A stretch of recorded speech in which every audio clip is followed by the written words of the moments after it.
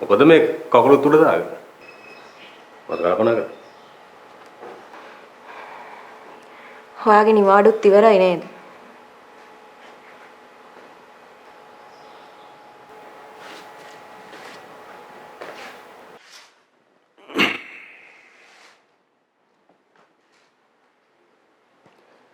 වාඩි වුණාට ඉතින් කොහොමද යන්නේ මේ ලෙඩ්ඩු දාලා? මටත් පාරට බහින්න විදිහක් නැහැ. හම්බෙන හැම එකම අහන්නේ තාම වෙනසක් නැද්ද කියලා. ඔය VOG නම් හරියන්නේ නැහැ.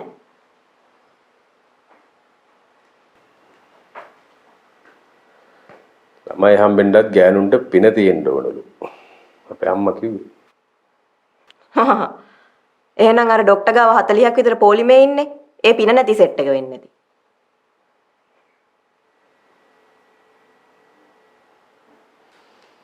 ඒ ලොකු අම්මා බලාගන්න කාවට හොයාගන්න වෙනවා. කොහොමද ඉතින් මේකතර ගෑනු හිටියට ඒව බලන්නේ නැහනේ. අනික සමන්තට හැමදාම මේව කරන්නත් බෑ.